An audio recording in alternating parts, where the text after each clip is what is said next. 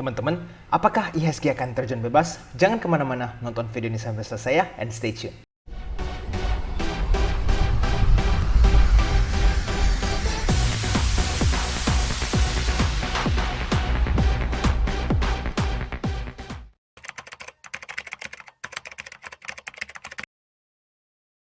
Oke teman-teman, jadi di video hari ini kita akan membahas ya bahaya inflasi sedang menghantui Indonesia.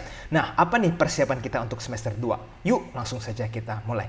Pertama-tama saya ingin mengucapkan welcome to EJ Invest ya bagi para penonton yang mungkin baru ketemu channel ini. Jangan lupa untuk follow Instagram kami di ejinvest.official untuk mendapatkan informasi terbaru seputar saham. Jangan lupa juga setiap hari Minggu jam 8 malam teman-teman bisa selalu ikutan Clubhouse bersama EJ Invest ya. Ini sangat cocok buat teman-teman yang ingin belajar lebih banyak lagi tentang saham.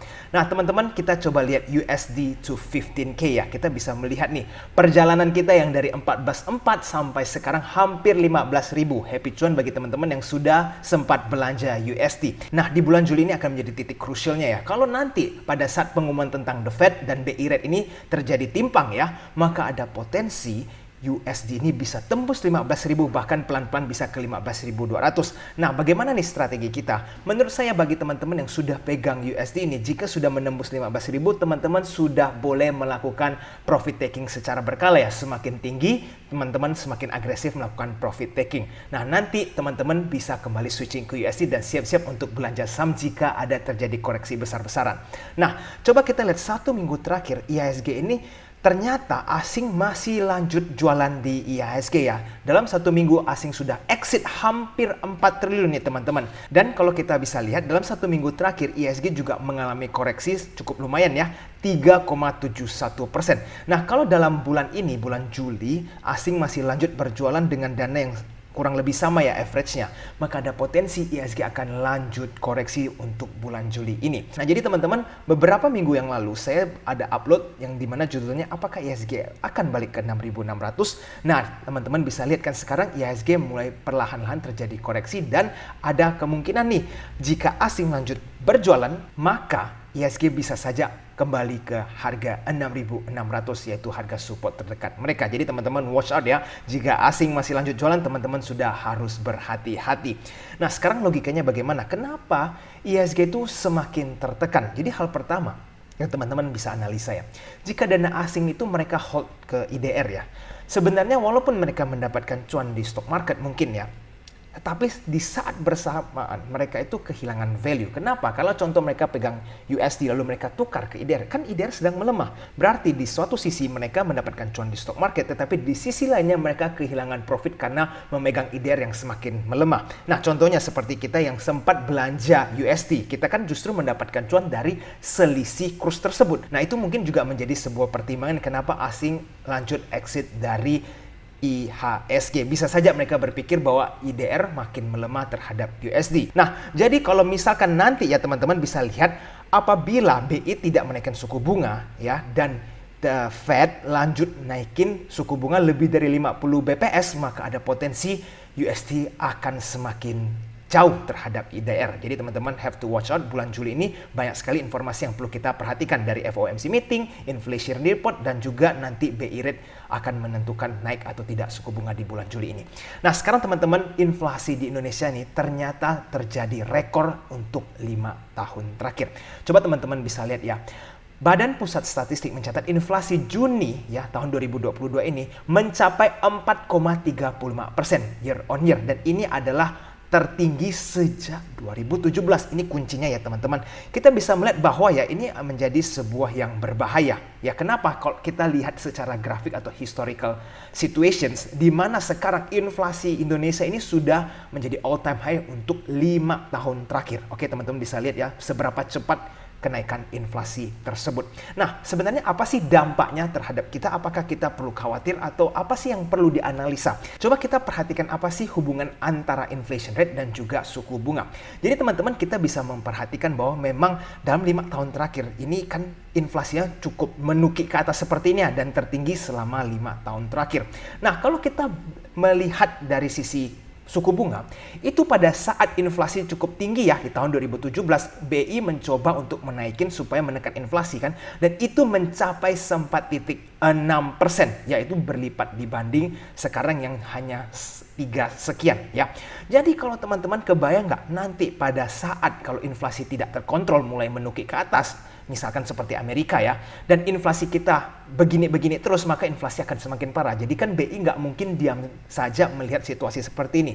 Artinya apa? Dalam waktu dekat ini atau mungkin tahun depan itu BI akan mulai menaikin suku bunga. Nah, kalau misalkan inflasi kita bisa menukik terus ke atas bahkan sampai 6%, itu baru akan menjadi sesuatu yang harus kita perhatikan secara intens. Kenapa?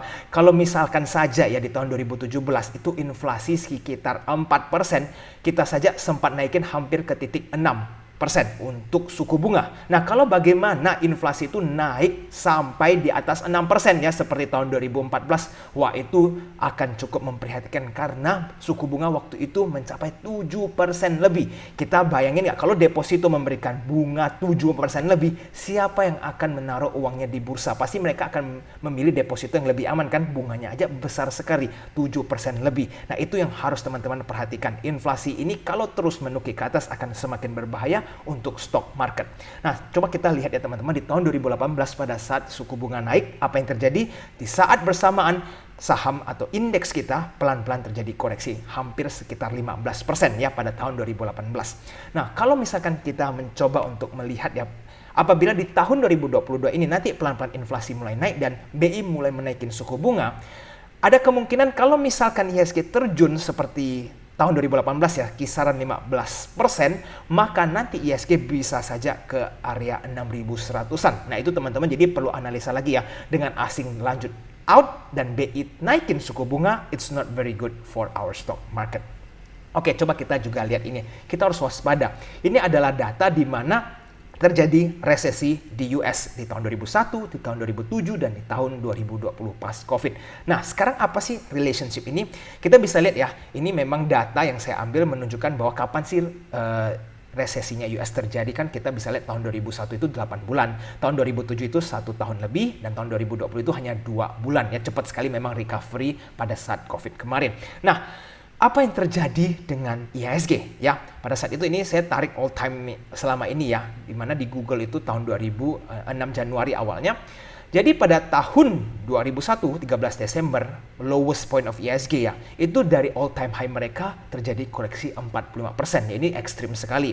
Nah, lalu kita bisa lihat di resesi tahun 2007 2008 itu sebenarnya udah crash ya, dimana kita bisa melihat terjadi crash yang cukup besar. Nah, teman-teman, kita sekarang lanjut perhatikan di tahun yang COVID kemarin, kebetulan juga itu adalah crash. Nah, jika teman-teman memperhatikan US situation sekarang ya, ekonomi mereka, ini banyak analis yang memprediksi mereka akan masuk ke resesi. Dan kalau memang resesi ini terjadi dan berkepanjangan ya, teman-teman harus cukup waspada ya. Kenapa? Karena kita bisa melihat dampaknya ternyata ke IHSG cukup signifikan jika US terjadi resesi. Jadi teman-teman juga ini menjadi PR buat teman-teman, perhatikan ya apakah nanti US akan masuk ke resesi atau tidak. Nah, teman-teman, ini ada artikel yang saya ambil bahwa ini adalah beberapa analis yang memberikan opini mereka ya. Contoh, low probability untuk terjadinya resesi ada Deloitte, Pantheon, Morgan Stanley, Citigroup, dan HSBC. Mereka merasa bahwa untuk terjadinya resesi itu sedikit kecil atau minim kemungkinannya.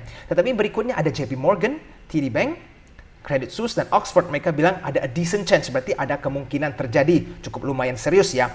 Nah, berikutnya close to toss up. Ini yang lebih yakin lagi bahwa akan kemungkinan terjadi resesi, yaitu ada Bank of America, S&P Global Ratings, Goldman Sachs, ya ini cukup terkenal, dan Fitch Ratings. Dan yang counting on it adalah orang-orang yang percaya sekali bahwa pasti akan terjadi resesi, makanya mereka dikategorikan counting on it, yaitu ada Berenberg, Deutsche Bank, Wells Fargo. Nah, jadi teman-teman nanti boleh post untuk membaca beberapa komentar mereka ini dalam English ya. Jadi teman-teman, memang banyak analis yang memprediksi bahwa akan kemungkinan besar sih terjadi resesi, dan ini kalau memang terjadi di US, teman-teman tetap harus waspada ya, seberapa besar nanti dana asing keluar dari IHSG. Nah, sekarang kita coba pelajari money flow ya, sebelum teman-teman kayak hysterical dulu, kita coba pelajari apa sih yang terjadi di segi foreign flow. Nah, kalau saya tarik untuk 1 minggu terakhir, apa sih yang masih ada dibelanja oleh asing? Padahal kan asing terus berjualan kan hampir 4 triliun. Nah, ternyata saya bisa melihat bahwa hanya ada 9 emiten yang dibelanja oleh asing di atas 100 M. Ya, ini sangat minim sebenarnya. Kenapa? Karena hanya ada 9 saham. Dan kalau kita perhatikan dari 9 saham ini, most of it adalah sektor commodities ya, yang terutama adalah coal, ada PTBA, Harum, UNTR, Bumi, dan Adro ya. Jadi teman-teman, kalau kita lihat asing justru banyak sekali keluar dari emiten-emiten lain, dan top 10 yang ada dibelanja oleh asing masih sementara ini adalah sektor commodities, yaitu coal. Jadi mungkin saja dalam midterm ini ada kemungkinan coal masih kuat jika memang harga coalnya itu di atas 300 ya. Tapi kalau misalkan the storm come dan bisa sampai memberikan dampak terhadap pergerakan coal, misalkan tiba-tiba harga coal longsor, nah itu teman-teman juga harus tetap perhatikan ya, apa strateginya untuk terhadap emiten coal. Untuk sementara ini masih aman karena coal harganya masih sangat tinggi. Oke, sekarang kita lihat strategi kita bagaimana untuk semester kedua ini ya teman-teman, khususnya untuk bulan Juli ini jangan agresif buy dulu. Justru teman-teman kalau pegang cash semakin banyak akan semakin baik. Kenapa? Ini menjadi amunisi kita untuk nanti belanja saham pada saat market mulai berdarah-darah. Tunggu pada saat nanti big economic news keluar seperti FOMC meeting, laporan inflasi, dan BI information ya tentang kenaikan suku bunga atau tidak. Ini semua kalau sudah keluar kita baru akan ada sedikit gambaran bagaimana strategi kedepannya. Tapi untuk sementara ini menurut saya cash is still king ya. Jadi nanti baru kita gunakan pada saat market mulai terasa ada panic selling. Oke teman-teman, jika merasa video ini bermanfaat jangan lupa ya untuk tekan tombol like-nya dan subscribe channel ini supaya teman-teman bisa membantu channel ini lebih berkembang lagi. Oke, sekarang kita lanjut ke honorable mention ya. Ada sentimen bagus nih untuk saham ini karena beberapa hari yang lalu ada berita yang cukup bagus dan teman-teman bisa melihat dari sisi performance-nya memang lumayan ya. Coba sekarang kita lihat saham apakah itu, yaitu Cepin ya. Cherion Pokpan Indonesia. Nah, 5 tahun terakhir teman-teman bisa melihat ya saham ini sudah terjadi kenaikan 84%. Tetapi kalau kita lihat dari sisi 1 or 2 years, 1 tahun atau 2 tahun terakhir, saham ini bisa dibilang relatively sideways. Oke, teman-teman bisa lihat ya. Setelah COVID mereka longsor, setelah itu harganya cukup sideways di kisaran 6.000. Coba kita pelajari dari sisi fundamentalnya dulu. Kalau dari sisi balance sheet, kita bisa melihat ada penurunan dari sisi cash kalau dibanding dengan tahun 2021. Tetapi untuk sisi equity, mereka ada pertumbuhan ya. Jadi sepertinya pengendali menginjek dana atau menginjek equity lagi nih untuk Cepin. Nah, bagaimana dengan performance mereka? Kalau kita lihat revenue mereka ini di 14,3 triliun ya. Ini lebih tinggi dibanding tahun 2021.